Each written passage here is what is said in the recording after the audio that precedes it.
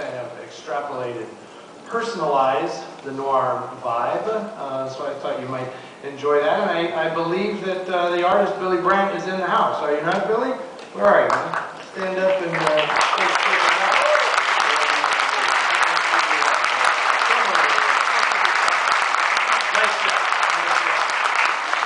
Okay, tonight, one of the things that happens, we are in 1954, just to make sure you're not in a complete daze and you don't know where you are in the chronology of events. This is 1954 in this year's edition of Noir City.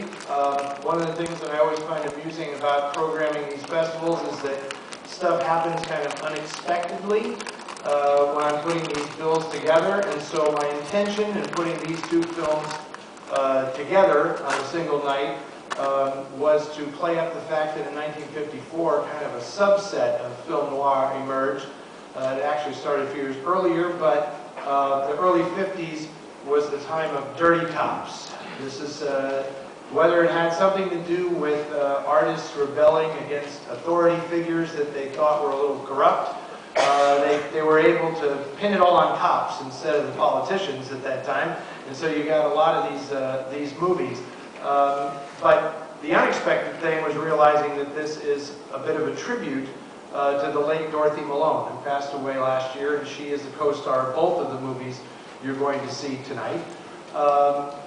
So the dirty cop thing is one thing to look for. In 1954, another thing happened that year that was kind of unexpected, is that voyeurism became a big theme in movies. It plays a big part in Pushover. Of course, 54 was the year that Alfred Hitchcock released Rear Window.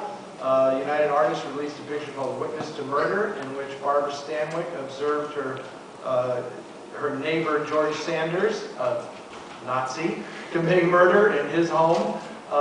This kind of became a thing. Whether it had something to do with the development of television and that people became very interested in stories about people watching other people, I don't know, but it was suddenly a thing. Pushover is a really interesting example of a script by the great Roy Huggins that is actually a combination of two novels. The Night Watch by a writer named Thomas Walsh, and a book called Rafferty by Bill Ballinger. So the plot of this movie is basically taken from Night Watch, but the character of Paul Sheridan, played by Fred McMurray, is largely taken from Ballinger's novel Rafferty. This movie was not extraordinarily well reviewed upon release, except in France, where Jean-Luc Godard called it the best American film of 1954. You know, Godard had interesting taste. He also said that Angel Face, which I showed last night, was one of the 10 greatest sound films ever made. There you go. So, now you know where he's coming from. This movie is also very notable for being the big screen debut of Kim Novak, who I'm happy to say is still with us.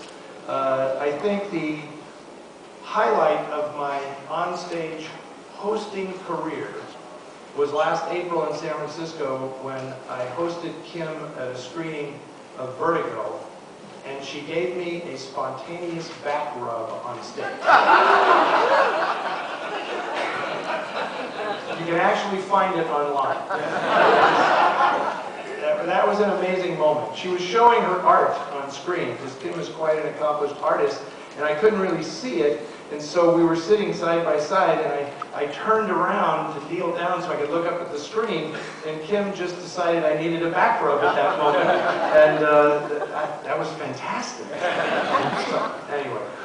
She makes quite a debut in this film. I'm not going to say that she has her acting chops all together at this point, but she certainly was star material, as Harry Cohn knew all too well. One thing of interest in this film, I can't believe I'm going to say this, but I did it with Kim one time, so I'll do it again.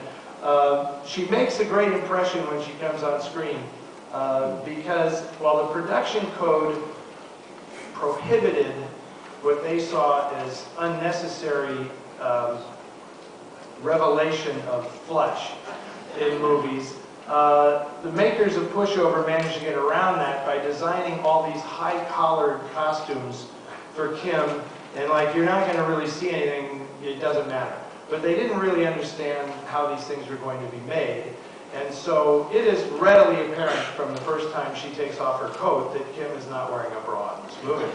And I asked her about that, and her response, I was a little nervous, like, do I actually ask her that question? Like, how did this come about? And she said, oh, come on, honey, I never wore a bra in my movies. So, hence, starting.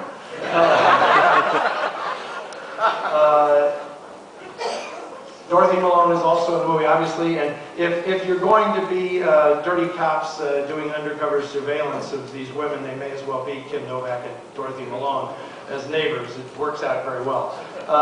The director of this movie, Richard Quine, was chosen specifically because this was Kim Novak's first role, and Richard Quine had been an actor himself. He was very good friends with Mickey Rooney. They appeared in a lot of movies together, and by the early 1950s, he decided to make the switch from being in front of the camera to behind the camera.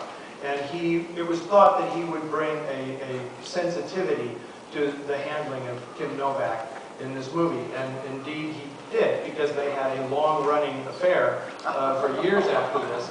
And in fact, were going to be married when Richard Quine directed Kim and Kirk Douglas in the movie Strangers When We Meet in 1960. In fact, Columbia even built a house in that movie for them as a wedding present, only Kim got cold feet and backed out at the last minute, and that union never came off. And Kim has told me stories that are absolutely astounding about things in her life at that point, which, sorry, I cannot reveal at this point. But she was an amazing person, really, because her longevity has been extraordinary in a business that was very, very difficult and hard on her. She is bipolar and very hypersensitive about things, and it's amazing to see that she has lasted and thrived as long as she has. Richard Quine, however, not so lucky. He was at this time recuperating from a very tragic incident in which he had married a young actress named Susan Peters. And on New Year's Day, they went out on a hunting expedition together, and his rifle discharged and hit her in the lower back, and she was paralyzed. And tried gallantly to continue an acting career. She's in a picture called Sign of the Ram, which is a film noir, really, in which she plays the whole thing in a wheelchair. But eventually, she committed suicide by just refusing to eat until she finally starved herself to death. And lo and behold, many years later, after a few more marriages and whatever was haunting Richard Quine his whole life, came back to get him in 1989 because he killed himself with a hunting rifle in his home in Beverly Hills. So he had a very nice career, but there were some demons there, I think, that finally caught up with him. So this is really a terrific film, a great thriller, because you get Huggins and Richard Quine, who's a very underrated director, together, and you're going to get a knockout thriller. So this is just the first half of tonight's double bill, so I hope you enjoy Pushover.